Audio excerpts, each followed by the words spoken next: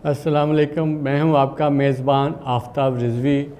सितारे हमारे प्रोग्राम में खुशामदीद। हमारे साथ चमकते दमकते सितारे आज मौजूद हैं। वो हैं अरशद गौरी, वाइस प्रेसिडेंट हैं फ़ोटोग्राफिक सोसाइटी ऑफ पाकिस्तान के, साबिक़ सदर फ़ोटोग्राफिक सोसाइटी ऑफ कराची के, नेशनल जियोग्राफिक के टॉप फोटोग्राफ़र को पाकिस्तान में असिस्ट करने का बेशुमार मौका मिला। बेशुमार नुमाइशें लगा चुके हैं और लातादार ट्रेनिंग वर्कशॉप करवा चुके हैं और ब्रांड एम्बेसडर हैं। गौरी साहब, आपको हमारे स्टूडियो में खुश आमदीद। गौरी साहब, ये फ़ोटोग्राफ़ी आपने कब से शुरू की? बिस्मिल्लाहिर्रहमानिर्रहीम। शुक्रिया आफ्ताब साहब और शुक्रिया रेड न्यूज़ चैनल का, आप लोगों ने मुझे बुलाया और जहाँ भी फ़ोटोग्राफ़ी की बेटरमेंट के लिए हम हमेशा आप लोगों के साथ हैं। रहा साल फ़ोटोग्राफ़ी शुरू करने का, तो शुरू करने की कोई भी उम्र होती है। एक आर्टिस्ट तो आपके अंदर होता है लेकिन कब वो एक्सपोज होता है, इस नियर अबाउट तकरीबन आप समझ लीजिए कि 91 और मुझे लग रहा है कि ये 27-28 साल पहले जो है ना, काफ़ी यंग एज में मुझे ये शौक़ था और बस वहीं से कैमरा पकड़ के जर्नी स्टार्ट की थी, तो वहीं से ये शौक़ अब तक चल रहा है। आपका सब्जेक्ट क्या है जिस पे ज़्यादातर आप फ़ोटोग्राफ़ी करते हैं? सब्जेक्ट मौसमों और वक्त के लिहाज से चेंज होता रहता है। ज़ाहिर है कि जब एक नया फ़ोटोग्राफ़र होता है उसको नहीं पता होता कि उसे करना क्या है। उस वक्त वो सिर्फ पैशनेट हो रहा होता है दूसरे फ़ोटोग्राफ़र्स को देख के कि जी मैंने फ़ैशन फ़ोटोग्राफ़ी करनी है, मैंने वेडिंग फ़ोटोग्राफ़ी करनी है। मैं उस वक्त की बात बता रहा हूँ, अपना सोच बता रहा हूँ कि उससे बड़ा कोई दायरा था नहीं उस वक्त ना। तो हम भी सोचते थे कि हम बहुत अच्छे वेडिंग फ़ोटोग्राफ़र बन जाएं या बहुत अच्छे मॉडलिंग फ़ोटोग्राफ़र बन जाएं, इस किस्म की चीज़ें हमारे जहन में थी। लेकिन जो टाइम गुज़रता गया, फ़ोटोग्राफ़ी की फ़ील्ड्स चेंज होती रहीं, हमें अवेयरनेस पता चलती गई कि बेसिकली फ़ोटोग्राफ़ी है क्या और कितनी वास्ट है ये, कितनी फैली हुई है ये, कि अभी तक हम इसको पकड़ नहीं सके हैं। बिल्कुल ठीक कहा कि इतनी वसी फ़ोटोग्राफ़ी की फ़ील्ड हो गई है। अब देखा जाए गौरी साहब, तो पहले दौर में जिस वक्त आपने शुरू की थी उस वक्त सोशल मीडिया भी नहीं था, उस वक्त यूट्यूब नहीं था, फेसबुक नहीं था, और जिसमें लर्निंग पॉइंट जो होते ना हो। और मेरे ख़्याल में उस वक्त जो है कोई एकेडमी भी मौजूद नहीं थी जब आपने शुरू की। जी। खुद ब खुद आपने ये सारा काम शुरू किया। पाकिस्तान के किन किन इलाकों में आपको फ़ोटोग्राफ़ी करने का मौका मिला? देखें, जो आपने टाइम बताया उस वक्त मैं एक सेल्फ टॉट फ़ोटोग्राफ़र हूँ ना। यूज़ टू हम लोग क्या करते थे कि पुराने मैगज़ीन्स, जो इंटरनेशनली मैगज़ीन्स जो होते थे फ़ोटोग्राफ़ी के ना, हम पुराने रद्दी से हम उठा के लाते थे, फिर उसकी स्टडी करते थे, फिर उसकी टेक्निक लोगों से डिस्कस करते थे। क्योंकि वो टाइम जो था, हमारा टाइम था फ़िल्म का टाइम था। हम लोग फ़िल्म और डार्क रूम, ये मेरे पैशनेट थे। मैंने डार्क रूम पे बहुत काम किया, specially black and white dark room पे बहुत काम किया। उसके बाद हम ट्रांसपेरेंसी शूट करते थे। जो मेरे कमर्शियल काम जितने होते थे, मीडियम फॉर्मेट पे हम ट्रांसपेरेंसी में शूट करते थे।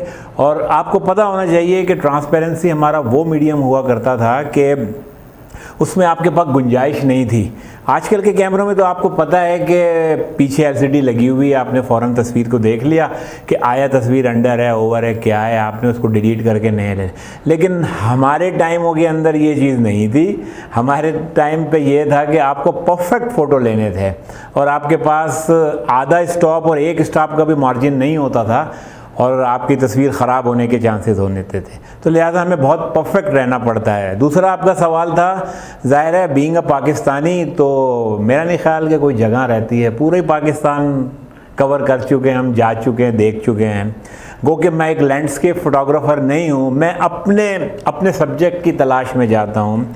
जो भी मुझे असाइनमेंट मिलता है मैं उस असाइनमेंट के लिए कहीं भी चला जाता हूँ और मेरे ख्याल है 90% मैं पाकिस्तान कर चुका हूँ, पूरा कवर कर चुका हूँ ना। माशाल्लाह जी, 90% आप पाकिस्तान को देख चुके हैं। जी, ये बड़ा कम मौका मिलता है और हमारे जैसे लोग जो हैं वो ये ख्वाहिश ही करते रहते हैं कि हम जाएंगे और जा नहीं पाते। बैरून मुल्क कहाँ कहाँ जाने का मौका मिला आपको फ़ोटोग्राफी के लिए? सब बैरून मुल्क स्टडी मेरी ऑस्ट्रेलिया में थी, मास्टर्स किया मैंने वहाँ से। फिर उसके बाद फ़ोटोकीनाज मैंने कंटिन्यू 3 साल मैंने फ़ोटोकीना जर्मनी में होता है वो अटेंड किया, पूरा यूरोप किया। फिर तो आपको पता है कि यूएई में कमर्शियल स्टूडियो था मेरा, तो पूरी हर किस्म के लोगों के साथ काम किया है फ़ोटोग्राफी के अंदर ना, दुनिया के अंदर।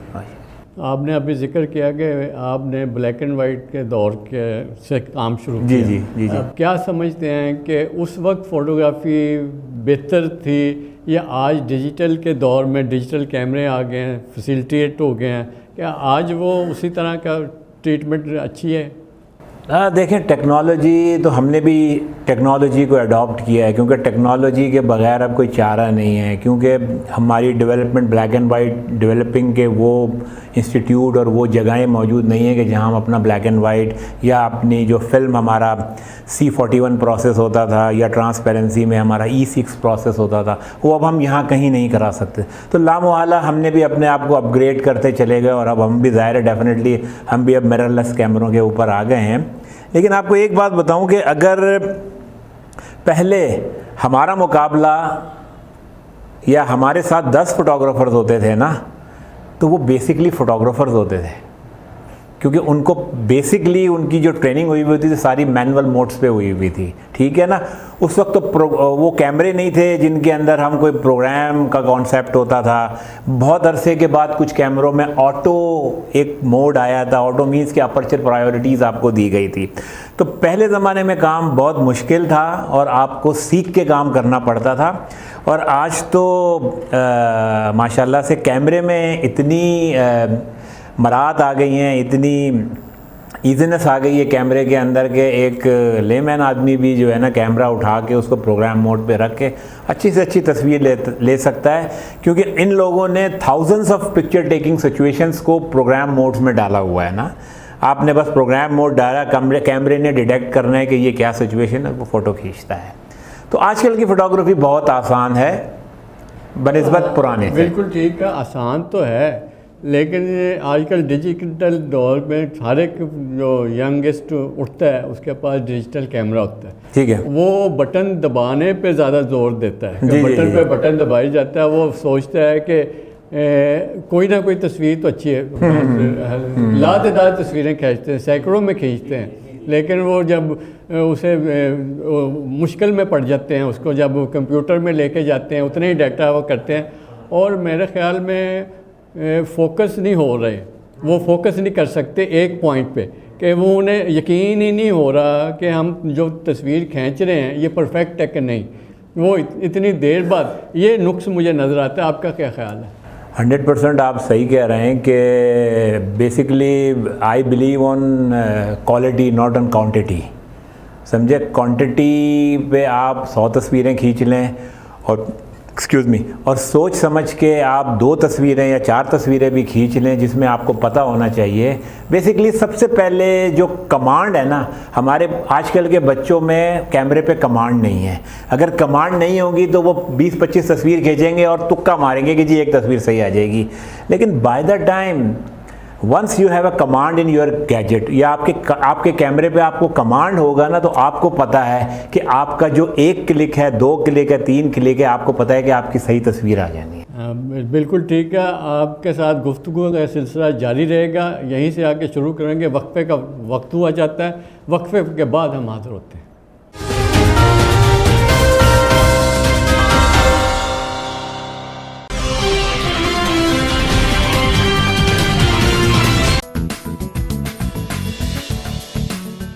ਵੱਡਾ ਚੌਧਰੀ ਹਾਜ਼ਰੇ ਖਿਦਮਤ।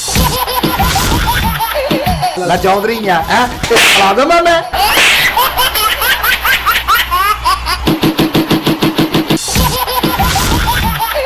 ਮੈਨੂੰ ਕਿਤੇ ਕੰਮ ਭੇਜੇ, ਸੌਦਾ ਲੈਣ ਭੇਜੇ, ਫੈਸਲਾ ਤੂੰ ਆਪ ਕਰ ਲੈ। ਤੇਰੇ ਮਹੱਲੇ 'ਚ ਪਾਣੀ ਆਉਂਦਾ? ਬਿਲਕੁਲ ਆਉਂਦਾ। ਮਹੱਲਾ ਛੱਡ ਦੇ। ਫੈਸਲਾ ਨਹੀਂ ਹੋਣਾ, ਉਹ ਥਾਣੇ ਚੱਲੀਏ। अगला फैसला था बकरी नहीं दूंगी बकरी बेच दे। उस तो बाद मेरी छत भी चौंदी है, जिथे चौंदी है ना उत्थे थोड़ी जी मिट्टी है ना, एंकर के रख के लिफाफा पा के उत्ते आप बह जाए। ਜਦੋਂ ਬਾਰਿਸ਼ ਖਤਮ ਹੋ ਜੇ ਆਪ ਥੱਲੇ ਆ ਜਾਇਆ ਕਰ। ਮੈਂ ਦੇਖਦਾ ਪਾਣੀ ਕਿਦਾਂ ਥੱਲੇ ਜਾਂਦਾ।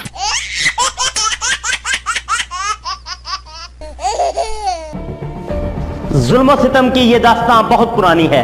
हर दौर में हलाकू, टीपू, सिकंदर ने एक तारीख लिखी है। ये जुल्म इंसाफ का सफर कभी ना रुकेगा। आज भी पुलिस अदलिया हुक्मरान होने के बावजूद इंसाफ नहीं। हकामे बाला तक मजलूम की रसाई क्यों नहीं? रेड न्यूज बनेगा आपकी आवाज, लड़ेगा हक की खातर और करेंगे पर्दाफाश हर जालिम का। देखते रहे प्रोग्राम जुल्म और सितम, सिर्फ रेड न्यूज पर सिकंदर मुगल के साथ।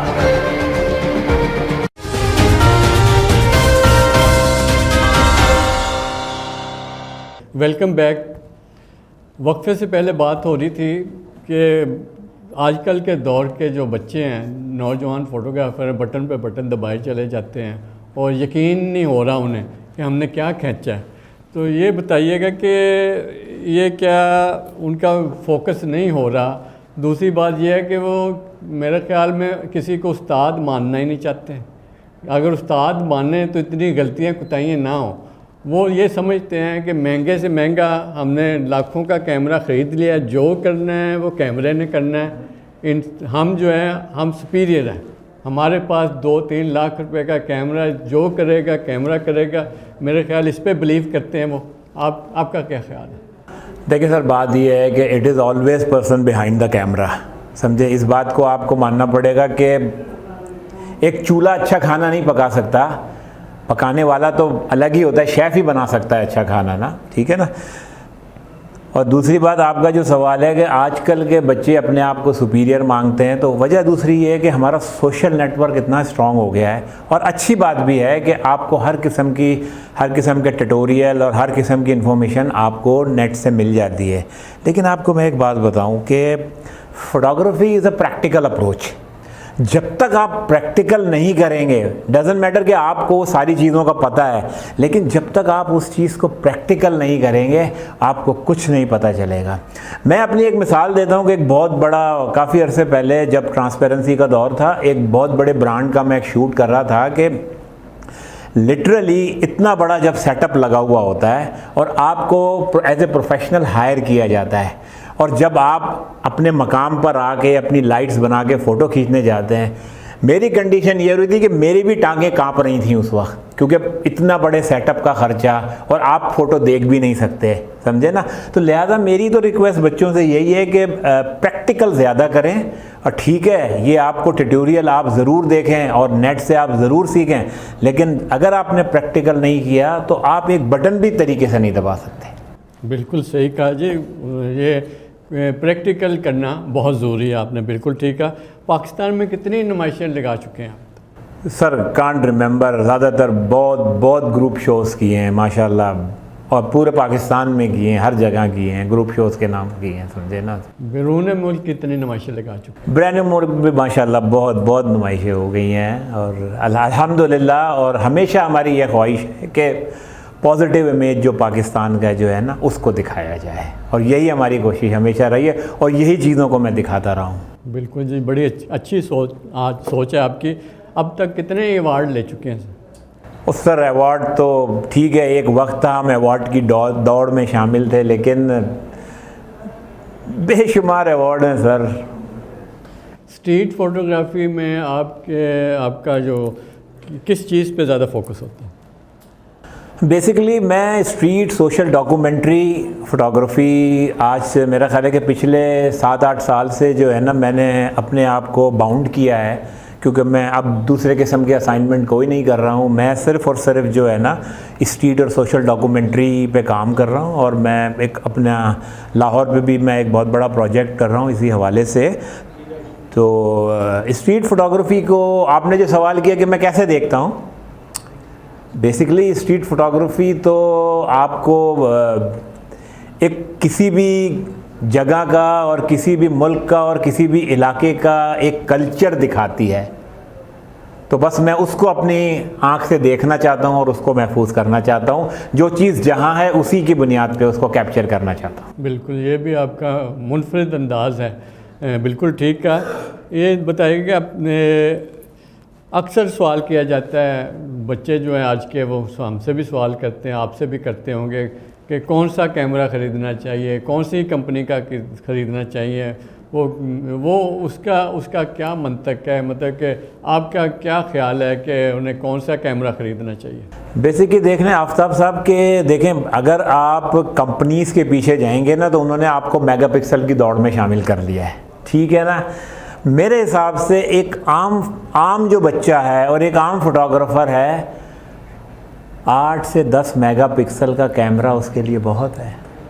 तो आपको वो 50 मेगापिक्सल, 24 मेगापिक्सल, 25 मेगापिक्सल पे जाने की ज़रूरत नहीं है। गो कि अब स्टैंडर्ड ही 20 से 25 मेगापिक्सल हो गया है। कोई भी 20-25 मेगापिक्सल का कैमरा ले लें, ब्रांडेड कैमरा ले लें। मैंने आपको अभी कहा कि it is always person behind the camera, और नॉर्मल लेंस के साथ काम शुरू करें। शुरू में कोई जूम लेंस ना लें, क्योंकि जो आपकी आँख देखना चाहती है वही आप कैप्चर करें।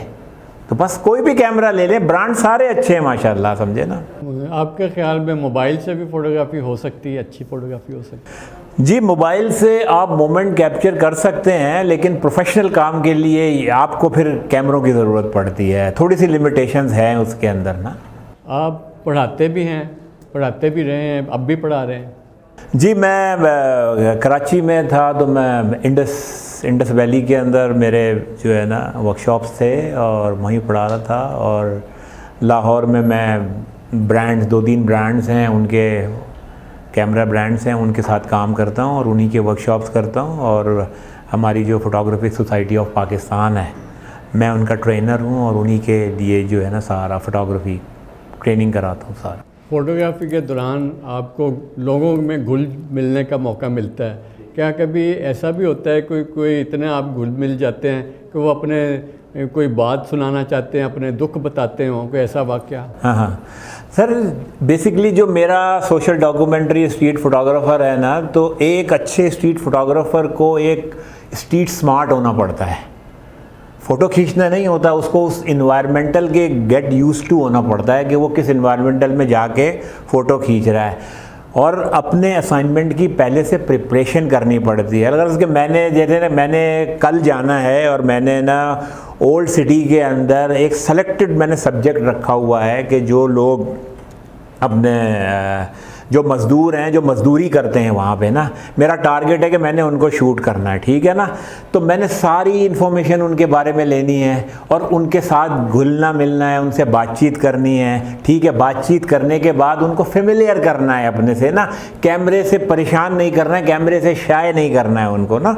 तो बस इसी तरह गेट यूज्ड टू होकर उनके फ़ोटोज़ बनाते हैं हम लोग। स्ट्रीट फोटोग्राफी के दौरान क्या आप पोस्ट तस्वीर बनाते हैं या नेचुरल तस्वीर बनाने पे इंसार करते हैं? देखें, इसमें ये होता है कि स्ट्रीट फोटोग्राफी तो 90% रैंडमली की जाती है, लेकिन उसी का अगर आप कभी सोशल डॉक्यूमेंट्री कर रहे हैं और आप इन्वायरमेंटल पोर्ट्रेट कर रहे हैं ना, तो उसमें आप पोजिंग कर सकते हैं ना, क्योंकि आप अपने इन्वायरमेंट में बैठे हुए होते हैं।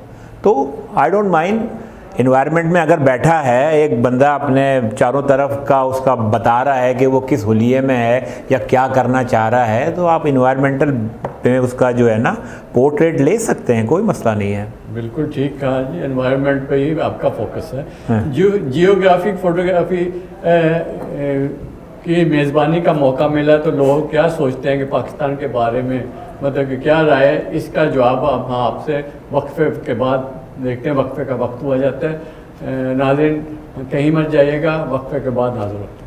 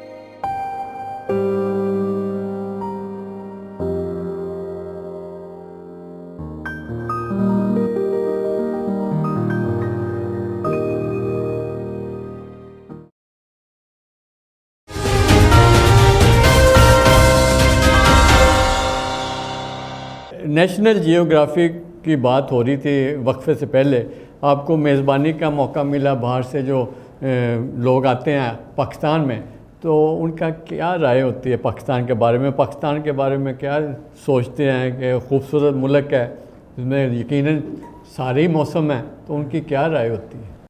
हाँ देखें, मैंने 3 असाइनमेंट किए हैं नेशनल ज्योग्राफिक के साथ एज ए असिस्टेंट फ़ोटोग्राफ़र, और बेसिकली मेरी ज़िंदगी का वो एक टर्निंग पॉइंट भी था। जो जितना मैंने सीखा है, मैंने उन लोगों से सीखा है। They are very dedicated peoples, और उन्हें पता होता है कैसे काम करना है। और पाकिस्तान जब वो आते हैं तो डेफिनेटली वो अमेज्ड होते हैं, क्योंकि जो चीज़ें पाकिस्तान के मुतालिक बताई जाती हैं 90% तो है नहीं यहाँ पर। वो तो यही, हर आदमी तो यही समझ आए ना कि पाकिस्तान में जंग हो रही है, लेकिन ऐसा तो है नहीं ना भाई। तो वो जब यहाँ पर आते हैं, यहाँ का माहौल देखते हैं, यहाँ की चीज़ें देखते हैं, तो they are all very happy, और बड़ी अच्छी यादें लेके जाते हैं लोग यहाँ से, समझे ना। कोई यादगार तस्वीर, कोई ऐसी तस्वीर जिस पे आप कहते हो कि ये मेरी बहुत अच्छी तस्वीर है, I am proud of it? Sir ji देखें ना कि मैं तो अभी तक अच्छी तस्वीर की सर्च कर रहा हूँ, और जिस दिन मैंने ये समझ लिया कि ना कि मैंने कोई तस्वीर बना ली है, तस्वीरें बनती रहती है लेकिन खूब से खूबतर की तलाश हमेशा जारी रहेगी, और यही एक फ़नकार को और एक फ़ोटोग्राफ़र को चीज़ ज़िंदा किए हुआ है। छोटा सा एक वाक़या शेयर करता हूँ कि कराची में था मैं, और एक विलेज है, फ़िशिंग विलेज है, डाम बंदर नाम। तो ये मैं बता रहा हूँ आपको तकरीबन कोई 20 ईयर्स बैक ना, तो वो डाम बंदर पे एक विलेज है, फ़िशिंग विलेज है, वहाँ हम फ़ोटोग्राफ़ी करने गए थे, और हम एक घर पे मेहमान थे। तो वो जो होस्ट थे ना हमारे, उसकी मेरा ख्याल है कि वो काफ़ी एजेड थे, मेरा ख्याल है नियर अबाउट 60 ईयर्स। तो और उनकी वाइफ काफ़ी यंग थी, और माशाल्लाह अल्लाह मियाँ ने उनको बेटा भी दिया था। तो वो बड़े खुश थे, और उन्होंने मुझसे कहा कि आप जो है ना इस बच्चे की तस्वीरें बनाइए। और मैंने बड़े अच्छे तरीके से उनकी तस्वीरें बनाई, ये किया वो किया सब किया ना, और बहुत अच्छी तस्वीरें बना के मैं चला गया। अब होता ये है कि तकरीबन मैं 5 साल के बाद दोबारा उसी विलेज पे जाता हूँ, उसी विलेज में जाता हूँ, उन्हीं पे घर पे जाता हूँ मैं, और वो तस्वीरें लेके जाता हूँ उनके पास। जब मैं उस घर में जाता हूँ तो मुझे पता चलता है कि वो जो साहब हमारे होस्ट थे वो अब इस दुनिया में नहीं है, वो इस दुनिया में नहीं है, और वो बच्चा वो भी इस दुनिया में नहीं है। और जब मैं उनकी वाइफ से मिला हूँ, और उसने जब वो तस्वीरें देखी हैं, यकीन कीजिए कि वो इतना रोई है। उसने कहा कि मेरे पास तो इनकी ना कोई आज तक तस्वीर थी नहीं। तो वो एक बड़ा मेरे लिए सेंटिमेंटल वैल्यू थी कि फ़ोटोग्राफी की मुझे उस दिन कीमत का पता चला कि उस औरत ने उन तस्वीरों को वो चूमती रही काफ़ी देर तक, जो है ना मेरे सामने, कहती है कि मेरे बच्चे की तस्वीर जो है ना मेरी आंखों से उजल होती रहती है, लेकिन आज मैंने अपने बच्चे की तस्वीरें भी देख ली और अपने हस्बैंड की भी। बड़े यादगार वाक़या आपने सुनाया जी, बड़ा यादगार। सैर व सयाहत के दौरान क्या कमी महसूस करते हैं आप? पाकिस्तान के मुख्तलिफ़ इलाकों में जाते हैं, जी। तो सैर व सयाहत की जो फ़रोग़ के लिए आप क्या कहना चाहेंगे कि वहाँ क्या कमी महसूस हो, कि हुकूमत को क्या करना चाहिए? नहीं, हुकूमत को बेसिकली प्रोफेशनल लोगों को हायर करना चाहिए। देखें, सीधी सी बात यह है कि पूरी दुनिया में प्रोफेशनलिज्म चल रहा है। अब आप पुराने लोगों को उसी पे बिठा देते हैं, उसी को, जाहिर है कि जो लोग पुराने लोग चला रहे हैं, कुछ पॉलिटिकल अफेयर से आ जाते हैं। जाहिर है जिन लोगों का शौक़ है, जो बड़े आर्टिस्ट लोग हैं, जो बड़े फ़ोटोग्राफ़र लोग हैं, उनको अपनी ज्यूरी में शामिल करें। जो हमारे टूरिस्ट के लिए बहुत काम कर रहे हैं, हमारे अच्छे टूरिस्ट हैं, उनको ज्यूरी में शामिल करें, उनसे पूछें कि भाई क्या क्या परेशानी होती है एक टूरिस्ट को। तो मेरे हिसाब से बहुत छोटी छोटी हैं, बेसिक चीज़ें हैं जिनकी कमी है, बेसिक नेसेसिटीज़ जो हैं वही पूरा हो जाएं तो माशाल्लाह हमारा मुल्क तो जन्नत है, समझे ना। बिल्कुल ठीक कहा जी, हमारा मुल्क हमारी जन्नत है। अच्छी तस्वीर बनाने के लिए किन चीज़ों का ख्याल रखना ज़रूरी है? सर देखें, कोई भी अच्छी तस्वीर बनाने के लिए डिपेंड करता है कि अगर मैं किसी असाइनमेंट पे जा रहा हूँ तो मैं कम से कम भी जो है ना 2, 4, 5 दिन पहले से है ना अपनी तस्वीरों को सोचना शुरू कर देता हूँ। ठीक है, मेरे दिमाग में एक मेरा स्टोरी बोर्ड बन जाता है। अगर मैंने कोई एक असाइनमेंट करना है, मुझे पता है कि मैंने उस जगह पे जाके कितनी फ़ोटोज़ लेनी है। फिर मैं, आजकल इंटरनेट का दौर है, फिर मैं कुछ रेफरेंस फ़ोटोग्राफ्स देखता हूँ उस जगहों के ना। अगर मुझे कोई रेफरेंस फ़ोटो मिल जाते हैं तो मुझे एटलीस्ट एक गाइडलाइन मिल जाती है कि सिचुएशंस कैसी होगी वहाँ पे ना। तो उससे मेरे दिमाग में काफ़ी जो है ना मालूमात इकट्ठी हो जाती है किसी जगह पे पहुँचने से पहले। और वहाँ पहुँच के एक अच्छे फ़ोटोग्राफ़र का कमांड होता है कि उसका कैमरे पे उसकी कमांड होनी चाहिए। आप जाएं, आराम से फ़ोटो खींच के लाएं, इंशाल्लाह काम अच्छा ही हो जाता है। बिल्कुल ठीक है। ये बताइए क्या कि घर से इतना दूर रहते हैं, अक्सर आप घर से गायब रहते हैं, तो घर वालों का कोई गिला तो होता ही होगा। डेफिनेटली, ज़ाहिर है घर वालों के गिले बहुत होते हैं, लेकिन अल्हम्दुलिल्लाह दे आर ऑल अंडरस्टैंड कि मेरी नेचर ऑफ जॉब क्या है और मेरा पैशन क्या है, तो मुझे सपोर्ट ही मिलती है घर से। इस फोटोग्राफर से मुतासर सर जी, जो भी अच्छा फ़ोटोग्राफ़र है, और स्पेशली मैं ज़्यादातर नेशनल ज्योग्राफिक से फ़ोटोग्राफ़र से बहुत ज़्यादा इंस्पायर्ड हूँ। और बेसिकली उन्हीं लोगों की बदौलत मैंने जो है ना इस दुनिया को इस तरीके से देखना सीखा है। मौसीकी से कोई लगाओ? सर, मौसीकी तो रूह की ग़िज़ा है और ज़ाहिर है कि मौसीकी से सबको पसंद है। गुलूकार कौन सा पसंद है? सर, मुझे पठान खान और नुसरत फ़तेह अली, इकबाल बानो, फरीदा खानम, ये मेरे फेवरेट्स हैं माशाल्लाह। अगर आप फोटोग्राफर ना होते तो क्या होते?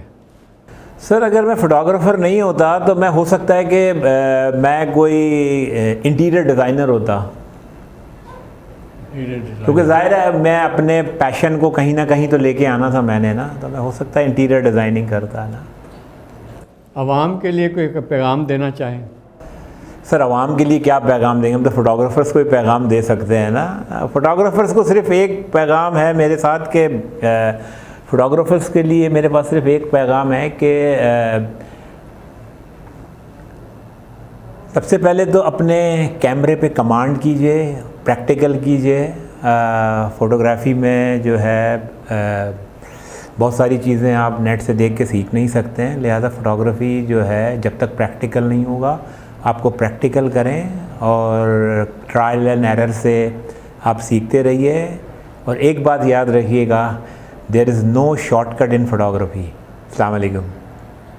इसके साथ ही हमें इजाज़त दीजिए, अगले हफ्ते फिर हाज़िर होंगे। खुदा हाफिज़।